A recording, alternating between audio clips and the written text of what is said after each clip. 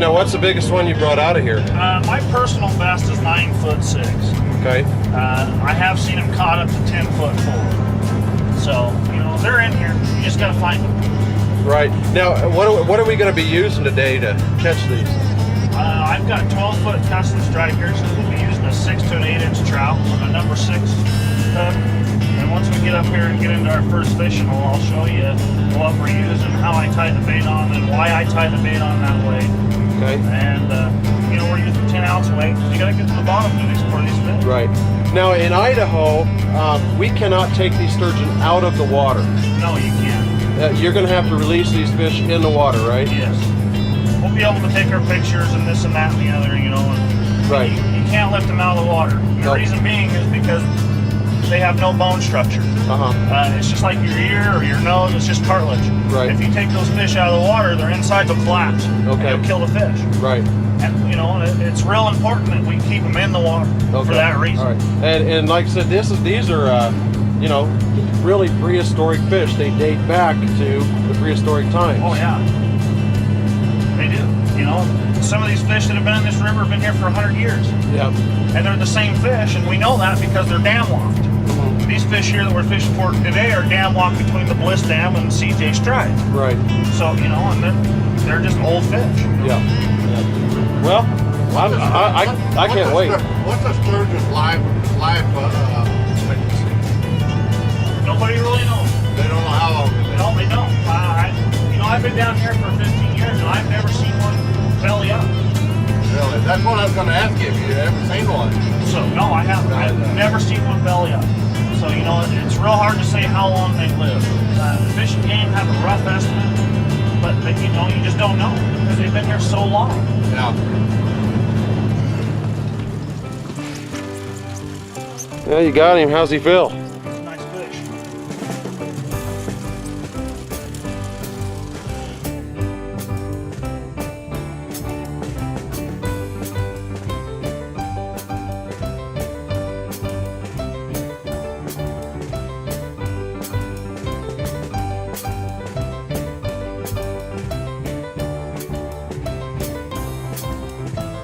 Can't let my wife see this. Why not? She's a biologist and she would die to see it. Oh, Sturgeon, really? yeah.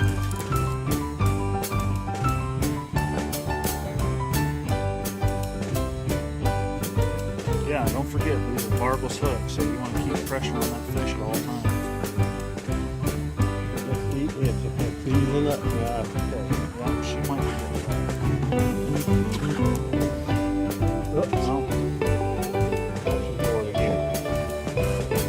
So what do you think? I love it. Sure, it's nice to have that chair. I don't know if I could have stood over there. Now that northern pike you lost in Canada, that one you're in like this, is it? Well, you know what? The type of boat that we had. Here it comes. Here it comes. Up. Here it comes. Yep. Got it. Oh, he's running. I mean, this fish is running now.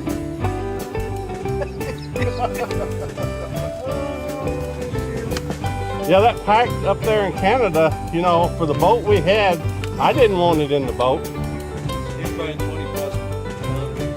Oh, it was a lot more than 20 pounds. Oh, yeah. Yeah. There you go.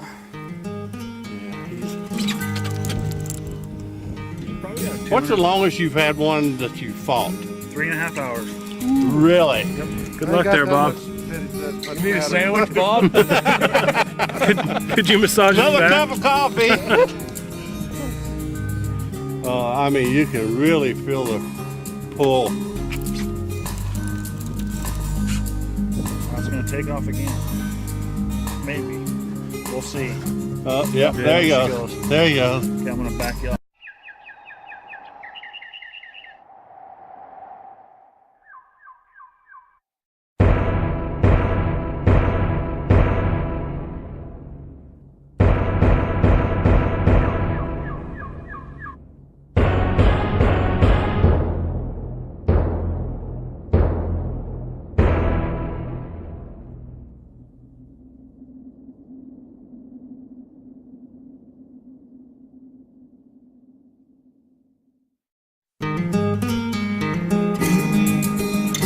Dave Langston of American Predator. Whether I'm in the field fishing or hunting, I use mosquito patch. 100% natural, deep free, and 36 hours of use. Get yours today.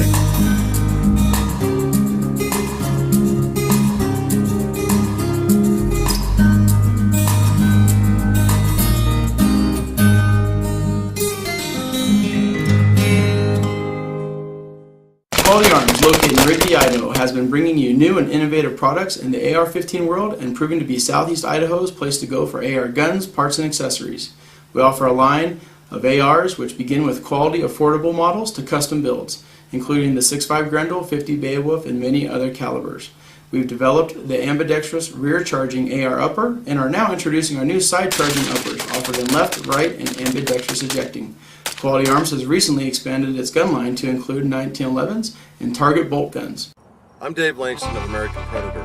When I want up-to-date information on hunting, fishing, and the outdoors, I go to OutdoorHub.com. With over 16 million monthly users and 250 million monthly impressions, this is the place to go for all your outdoor information. OutdoorHub.com also contains a video library for you to enjoy. Visit OutdoorHub.com before and after your outdoor adventure.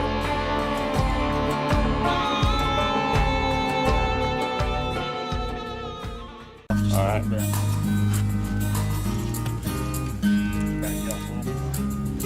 You know, the more you let these fish run and play in the water, the tireder they get. Uh-huh.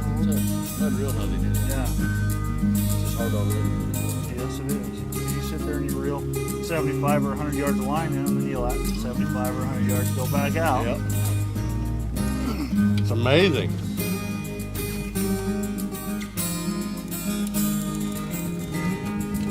I know it's cliche, but you do know you have to say you may need a bigger boat. You got to get that on film once. Yeah. You may need a bigger I need a bigger boat. I don't know. So how much time elapsed by the time he cast and boom? Look. I'm not sure. Yeah. They will actually, Just pull the it feels middle like they're doors just out. actually, they It's on sat the other down side down there. there and just, Did he just stop? yeah. Okay. What he's probably doing is he's probably nosed There up it in is. a rock. You got it. That silver deal. Okay. He's probably what? He's nosed into a rock. Have a tape on Oh, okay. So what we're gonna have to do is we're gonna have to take the boat and we're gonna have to back out around him and pull him out from underneath that rock. 'Cause if you can't move him, he's into a rock. He's coming up, coming up, coming up. Oh, got it. Oh, I got it. Pull it on camera. You get it, Bill? Yep. Hillbilly Marlin fishing right here, boys. Hillbilly Marlin. Billy Marlin, yeah. Look at the bend in there. Just we're fishing. We just had that one on. We had him on for good 20 minutes, Yes. 15, 20 minutes, and Yep. he just broke off. It's Yes. just part of fishing. But we got some good footage of him. But you know what are we using to catch these fish? I'm using, I'll tell you the whole rig here. I'm using a number 6 hook, which I braid through this fish. I put a half hitch in the tail. I'm using 50-pound monofilament lines. Okay, I'm using a 10-ounce weight. Okay. Slider, I put a corky right here, that way that slider doesn't get hooked up on my knot. Right. Okay, and then that fish, what it'll do is it'll lay in the bottom of that river like this. And those sturgeon will come up and they've got tentacles on the bottom of their mouth. They'll come up and just and 90% of the time I'll hook them in the bottom left. Okay. And that's why I rigged this up the way I do. So the sturgeon we just lost, it didn't break the line, did it? Or did it break? Yeah, it broke the line. Oh, did It it? was rubbing in the rocks and that's what broke the line. No, okay. All right. Just part of fishing here in Idaho on the Fish. snake. You thinking? Me? Yeah, how big I you would think? say it's 7 foot. What do you think, Dave? You feel the power of him. What do you think? We'll see. Here it comes up, it's coming up. Yep, it's gonna jump. It's gonna jump. Here it comes, it's gonna jump. Oh, no, I'm wrong. That's about a 5-footer. But as hard as he hit, he could have been easily 7 foot. Yeah.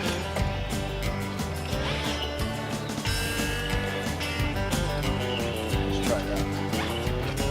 It's a nice fish. They're all nice. They're all nice.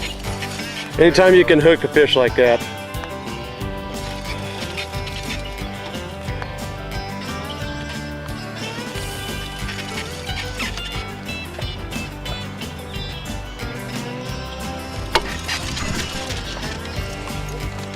See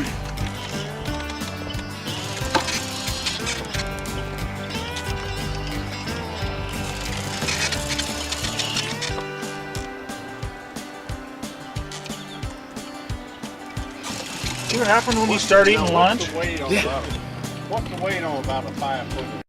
Hi, I'm Les Williams, owner and designer of Quickset. Tired of missing strike after strike while you are fishing? Quickset is a revolutionary system designed to set the hook for you.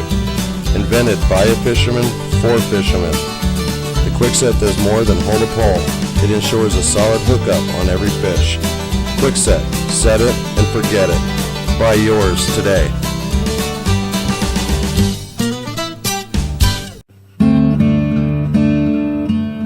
This is Dave Langston of American Predator, and when I'm out on a lake bass fishing, I use bog baits.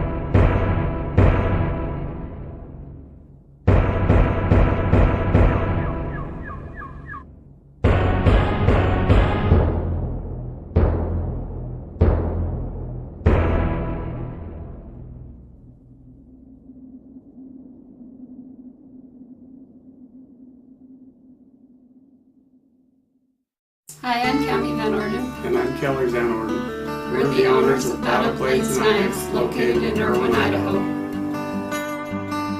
Our knives are manufactured by world-renowned knife manufacturer Tops USA. We offer the only line of Picatinny rail-mounted hunting and tactical knives made in the USA.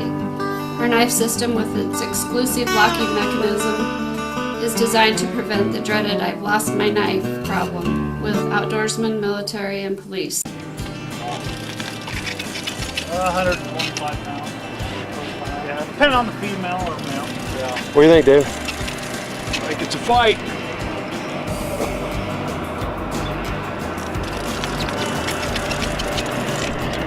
He's going to start taking line here quick.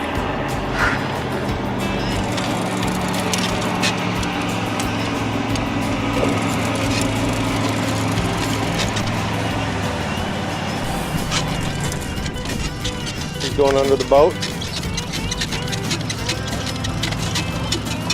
You're alright. You're not gaining anything, just let him run.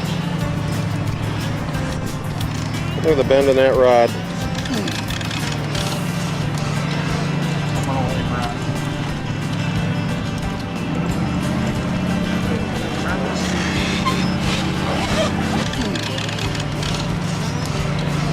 I'm gonna let him run. Turn this. Turn this. How's it feel, Dave? Oh yeah, this is nice. Oh, beautiful fish.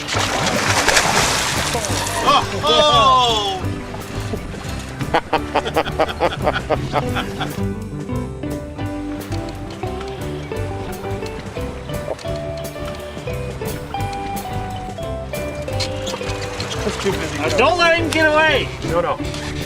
What I'm gonna have you do is when you get him out, roll it upside down. They lose their equilibrium. Keep him like that, and we're gonna land it right over here. Okay.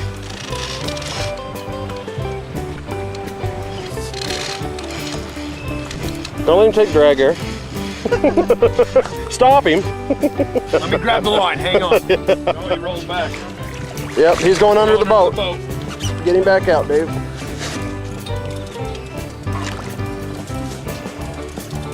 Get him? Yep, got him.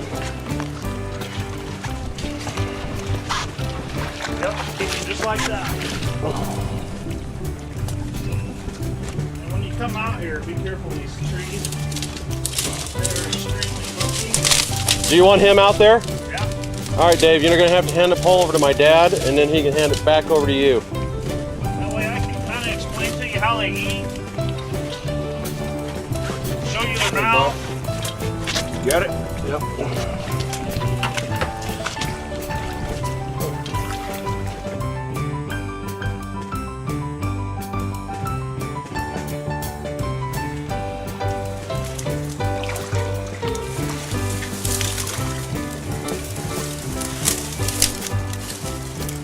actually don't need the pole over there, do you? No. Oh, you're just. Oh, I didn't need to come out here then. Yeah, you do. You're the one. You're the one that caught him. Hop on over there, Dave. Go over there and touch your fish.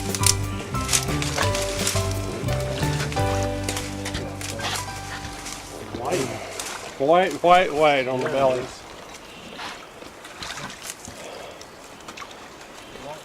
You definitely want to be down there with your fish, Dave. Turn it around here. Now, go ahead and plunge us. Plunge us. Make sure we keep them in the water. That's all I ask. Then what we'll do is we'll kind of turn him over here.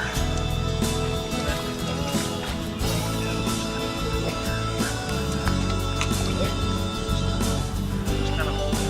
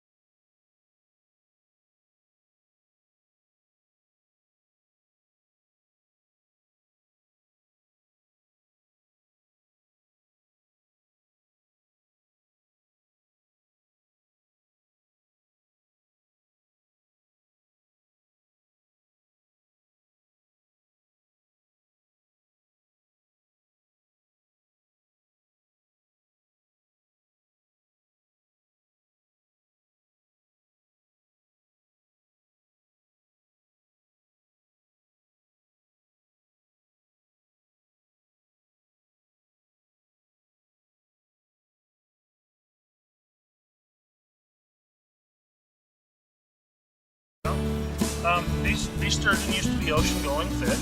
The reason they're in here is they got dam locked. They used to be like steelhead or salmon. They used to run from here to the ocean, and now they're dam locked. And that's why you can see we got him in the water. Right. We don't want to take him out to kill him. This is a male. The reason I can tell that is he's skinnier. He's got a really skinny structure, and his nose is longer. A female will have a bigger girth around and a shorter nose.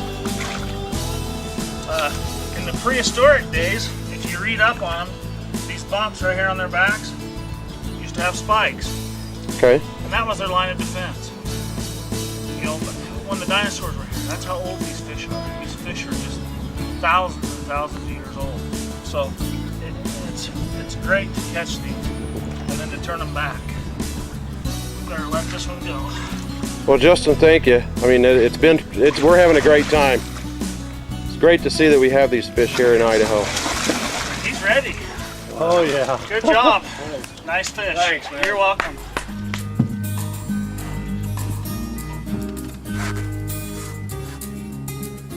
Come on, fishy. How's the arm, Dave? They're burning. It's fun though. It's fun burning. There's your bait, or is that the one you threw in there? That's just an extra. You do this hang on both arms. This is crazy.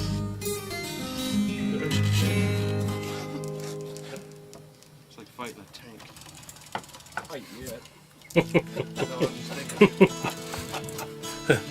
Local rider has stroke on. I could just see that. Are you filming anything? I got it. Filming you. Very nice fish. Bring it right over to my line. Okay, should I take this out of the rod holder now?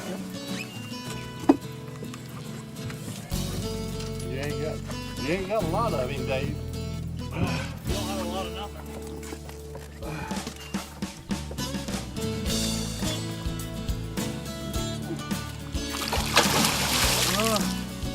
Falling.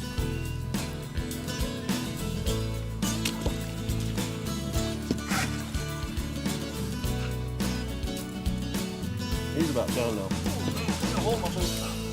Found one. Be done. Please be done. He's going for another run. There he is. Hey, just sit down. I'll get it in the hole for you. What, man? I'll tell you. You got him upside down yet?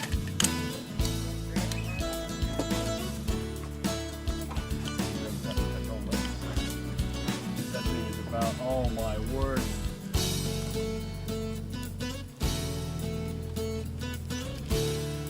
You got the pole here? Yep. Go over there. Nice. This is a 5.5, 6 foot fish. What do you think of that? Wow. Fun. Beautiful fish, aren't they? Yeah. That's great. It's kind of weird how they don't have any scales or anything. They're just as smooth as smooth can be. That's cool. That is cool. Beautiful A lot of fun. fish. In a little bitty river. A lot of fun. Now, I'll turn him over and I'll show you how their mouth telescopes out. Stuff like that. How much does he weigh? Probably 125 pounds. Nice fish. See how their mouths come out? That's how they feed off the bottom. Really? You know, they're filling their food with these. Their mouth, they just kind of telescopes out there, just like that. And then that's how they get their food up off the bottom. Right. Okay? And then once they get it in there, feel that tongue. Oh, yeah. Feel how hard that is? Yeah. That's how they crush their food. That's how they eat. Oh, it's strong. They It's just not like smash it's just it. a big muscle in Yep, there. that's all it is. And if you're into that far, it's not going to hurt you. You know, it's just, it's amazing.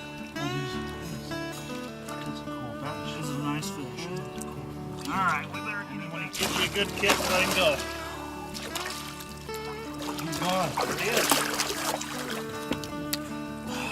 Thanks. Good fish. That was fun. That was fun. Awesome. Justin, you know, we were driving by on the river a little earlier today, and you pointed these pieces of rebar sticking out of the rock, and we stopped back by here on the way down. And could you tell us a little bit about what those are and the purpose of those being in the rock there? Well, back when you could keep sturgeon, they used to bring teams of mules down here and pull them out because they were so big. And that was before the dams were in here, so you know they come from the ocean. So we're talking 11 to 12, 1,500 pound fish. And what they would use these for is they would take their mules and the pulleys and they'd set lines out here.